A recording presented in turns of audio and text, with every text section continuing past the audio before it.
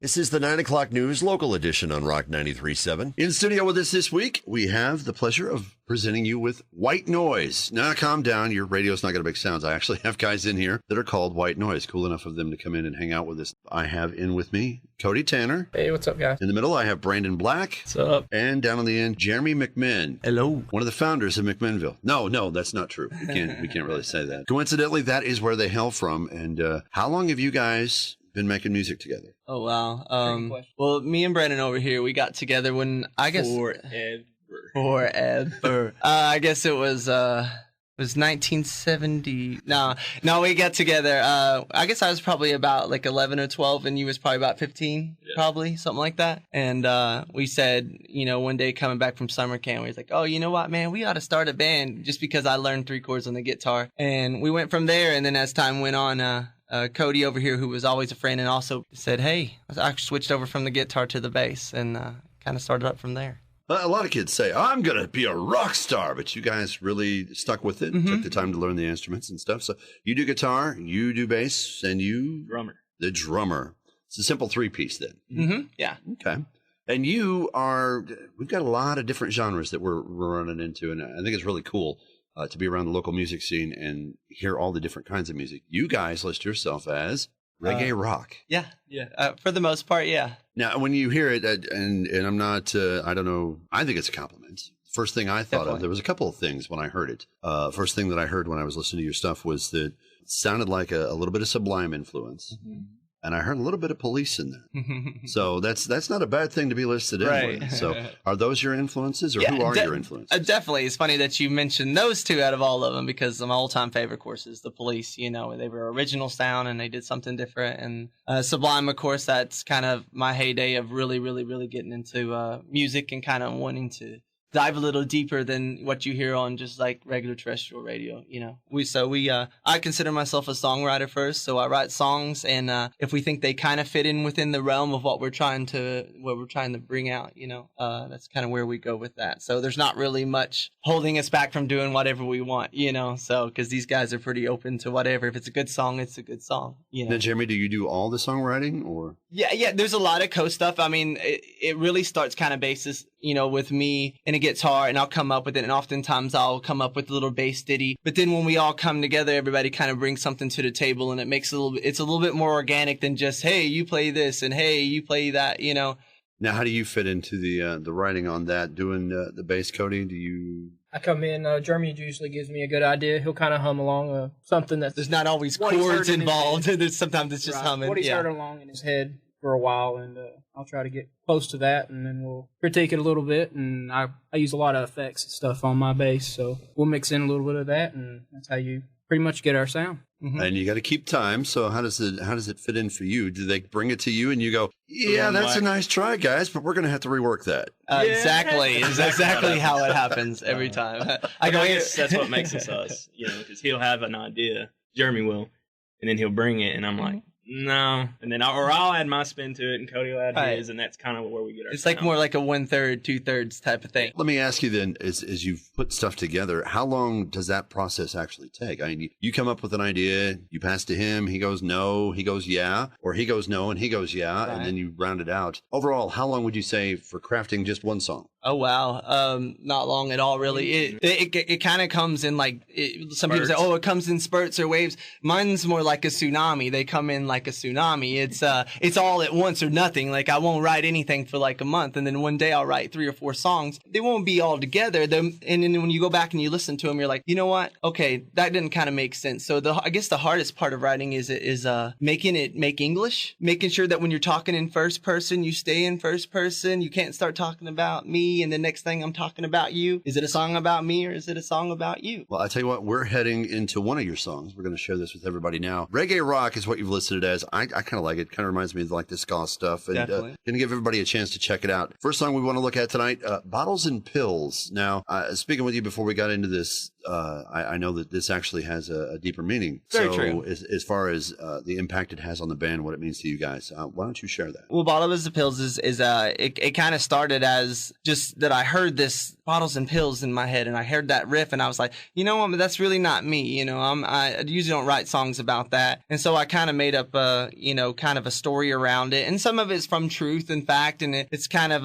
like when they say on a movie based on a true story. So it is basically based on a true story. One person, kind of like people I know, you know, and just like how things can just get out of sight real fast, you know, and that's kind of what I'm saying, you know, and even in the song, there's a part in the song is like, who am I to say that, you know, I'm not perfect either, and I'm not trying to say that I am, but it's saying there's a certain point where you kind of have to draw a line in the sand and realize, like, you know what, this has gotten too far, and you know, we've just seen so many really, really good people that just kind of give into some of that junk, you know. We'll let you listen to it now. This is Bottles and Pills on the local edition of the 9 o'clock news. You're listening to the 9 o'clock news local edition on Rock 93.7. Every week we play nothing but local music and we talk with different bands. I've got Whyte Noyse stopping by tonight to talk to me about their music. Really, your album, and I say album because you've got a whole thing put together. And where can they find that? iTunes, Rhapsody, almost any online retailer. Amazon. Spotify. And then you're centralized like a lot of the bands have been. Reverb Nation, you got a page up on there. Yeah. So, and that connects with the social stuff. And then, yeah, you can find their music online through those places. And the album itself, how did that come together? Was it something that you did, you know, at once, or was it over a period of time? How long did it take to come together? Well, the recording process didn't. We always kind of come in there and just try to knock it out, you know, because, you know, we both have, you know, we can't spend all our time on it. We're kind of just like on the weekends is our time where we got together. You know, some of us own our own businesses and are busy on our own. So Friday, Saturday, Sunday is kind of the deal. So usually recording process usually takes a weekend, but the songwriting process maybe like a month. We'll have like a couple that I brought 3 songs, let's say like 2 months ago. So those are keepers. We've already played those live. We already know we're going to probably put those on the album. And then there'll be like I said, that tsunami of writing that goes on where there's 6 to 9 songs written in a very, very short period of time. And a lot of the stuff comes together in the studio too. There's a lot of stuff that, I hear this and I hear that, where you got the power to do that as a 3-piece. But the hardest part is trying to make it sound like that live. But we've gotten really good at it now. So how many do you actually have recorded then? Oh gosh, 27 songs. We had like we had those 2 half albums, and then we had this one, which is a full-length 12-song album. And, of course, links up to all that, as we mentioned, at Reverb Nation. So which is one of the better places to find it, because it's got all of them right there. It seems to, if you're really looking for something, and I should point out that there's Y's in your name. Right. Yes. So look for the Y. It's not a philosophical thing I'm saying. I'm saying when they spell their name, instead of I's, it's got Y's. So, exactly. No I's, replace them with Y's. There you go. So that's a simple way to find their stuff on Reverb Nation and their connections to the social media sites and all that. In the studio, you've worked out this last album and 27 songs. That's a pretty good back catalog to do. Do you do most of that when you're out places, or just depends on the set? On the venue we play. We do covers depending, you know, on where we play. But I don't know if we've actually ever sat down and played all 27 original. Probably pretty close to it, probably 23. Because we try to mix in like some of like, because we're not really just stuck on playing our own stuff. We try to mix in a few like cover songs of like our favorite songs, because sometimes during the set, once you play those songs like a million times, playing those cover songs is kind of just a, you know, fresh breath of air real fast, and then it kind of gives you some momentum going back into your own set. You know, we do like Sublime, we do Phoenix, we do I don't know, several other songs and stuff. What's the most of a departure if somebody goes to see you and you whip out a cover? What's the most obscure cover that you're going to pull out? Somebody will look at that and Pony. Go, "Okay, wow, they played that." Yeah, we do "Pony" by Genuine, which is of course the R&B song, and then we also do "Hold On, We're Going Home" by Drake, which is also a newer hip hop song. So we do some crazy stuff, because I also play the keys in the band, so that's where a lot of that comes in. I'm doing mostly like strings while they're, you know, getting it in. He's got it like a little drum pad, and, you know, we come in that way, so it really makes it sound really close to the song, but we kind of add our own little twist on them. So you guys get out and do performances and stuff. In fact, you guys travel a bit to go see do some shows. You've got some big ones. So we'll talk about that coming up, and we'll talk a little bit more about what it's like trying to be in your band, do your personal life, and all that stuff, and a few other things coming up as we continue with the local edition of the 9 o'clock news. We're not just playing it, we're talking about local music on the 9 o'clock news local edition here on Rock 93.7 tonight. I've got in with me Whyte Noyse. And you said something a minute ago about performing the songs. When you're in studio, you end up maybe coming up with more ideas than you'd planned on, but the problem that you run into is may or may not work live. So When you're in studio and those ideas hit, do you actually make sure to include that in what you're putting together? To a point. Right. Like on this last album, there was a lot of stuff that wasn't really put together. It was like 80% there, and I knew that I was going to come back and add some keys on it. But at the same time, I still have to play the guitar. So like when we're in a concert, it's kind of a back and forth thing. I'll not do the keyboard on certain parts that I might have done on the album, but that's only reason is so I can play the guitar, because it's hard to strum and play and pick out keys all at the same time. But so like I said, we kind of start with a bass, and then we build from there until we get the sound that we're looking for.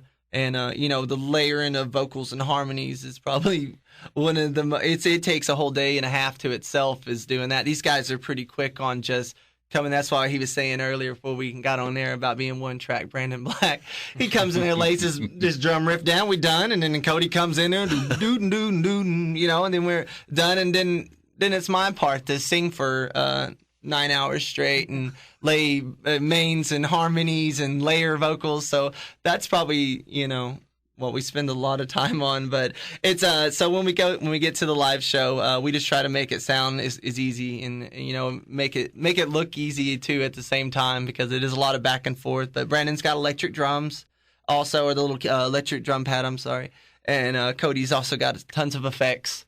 So, it sounds bigger than it is. And, Cody's bass lines just never quit running. So it has a bigger sound than your normal 3-piece band. And we put a killer show on, just FYI there. How often do you guys get out? I think you said something about you try to keep it for the weekends. Do you do it every weekend? Yeah. And every weekend. Yeah. And we don't shy away from a Tuesday, Wednesday gig too. If it's a place to where we can go, what's one day of being tired? You know what I mean? It's like we got is the big opportunity. Some music festivals or things that will also just drop everything we're doing and try to make it happen, because you're playing to an audience of a built-in audience for a bigger band, and there you are opening up for them, and just got to blow some minds. So we have a really epic laser light show. I mean, it is a full-on show. Mm-hmm. So what's the farthest that you've traveled to be a part of something like that? Oh. Well, with these guys from the beginning that we played. Yeah, since you started out, what would you say? We went from the farthest you've traveled. You've gone to Cali. Yeah, we've gone in New Mexico, Cali, Oklahoma, Missouri, Arkansas. What was that like? Was it? It was fun. We toured in a bus that summer, so we just went from started from right here and went down and played a festival down in Atlanta called Atlanta Fest, and then went down towards like Orlando area and played some shows up there. And so like our families and all of us kind of had our backs and stuff, and we booked all the shows. It all paid, the whole summer paid for itself. But this is a while back ago, so. We had a 6-piece band that time. We traveled, played festivals, big shows, little shows, backyards, anything that would pay over $100. We did it. Where's the one place that you just? That's the place that is your dream place. If you can go play there, Bonnaroo. Bonnaroo. Actually, you guys. We did well in the Battle of the Bands the year before you last. Were in that, weren't you? 2013. I think you got 25th. 25th out of like 800 bands. Yeah, that's pretty big. And we didn't even get the vote for the first week. We didn't even know what was going on. Why don't we take the time to give them a listen to something else that you've worked up? How about dancing? Where did the song come from? Really, it was kind of I was thinking of writing a more soulful sounding song. More kind of along the lines of take Sublime and Bruno Mars and make it, and talking about it's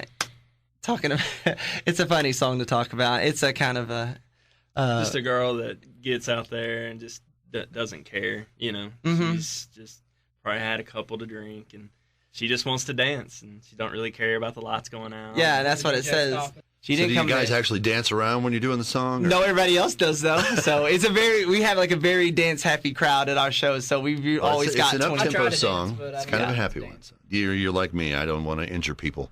So we'll give that a listen now on the 9 o'clock news local edition on Rock 93.7. It's the Upper Cumberland's rock station, Rock 93.7. You are listening to the show that's only for local music. It's the 9 o'clock news local edition. That's all we play on this show. And if you'd like to be on it, like my guest tonight, well, go to the website. You can get all the details at rock937online.com. Talking tonight with Whyte Noyse, and we're discussing their latest album. 3 Random Signals is the actual name of the album. If you've not listened to it, you can listen to it online at reverbnation.com. We've told them to go there. You can find out more about them on Facebook, where they're going to be at, where they're going to be performing, and lasers coming into your face. Yes. Well, okay, no, they're not really going to injure you with their laser show. But they do put on an intense show, and you can check out their dates and stuff. You guys post those up pretty regularly, I'm guessing. Definitely. So, and have you done the app? Yes. Do you have an app? Yes.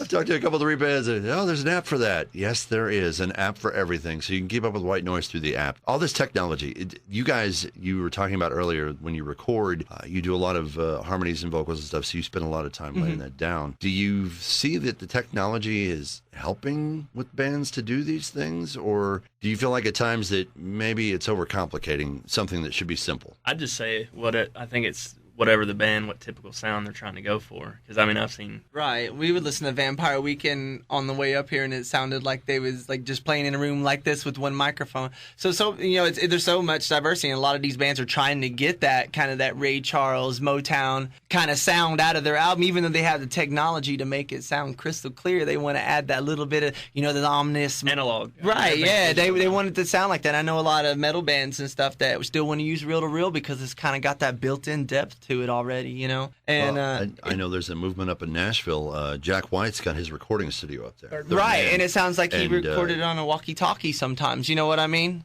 Yeah. So, and like I said, and it's got a good sound. You know, I mean, it's cool. Even I bought into it. You know, I like a lot of that stuff too at the same time. Where did you actually record? Verona Valley Studios. He did have it like in his house, but he's actually like moved it to like it's a converted garage into like what a lot of people would do like a den. His is a recording studio, and as you're saying, you know, the aspect of technology. You know, now you don't have to have a gigantic studio, but you still have somebody. You still have to have somebody that knows what they're doing and can give you that sound. You can have all the technology in the world and not be able to pull it off. Because you can buy some software online does not make it the best thing to use. Exactly. A lot of bands now, big name bands, are leaning more towards the fans' interest and support. They're going with sites like Kickstarter, Pledge Music to try and get projects off the ground. Have you guys thought about going anywhere in that direction, or? We're always open for it. So far, we've just mainly played shows and collected our money, and we use the band money. It stays with the band. And right. It's not like we're paying ourselves. Like we just. But as far as the reward of actually just getting out there and playing, I'm probably guessing that pays off even more. That's definitely that's what we said. As long as we're having fun and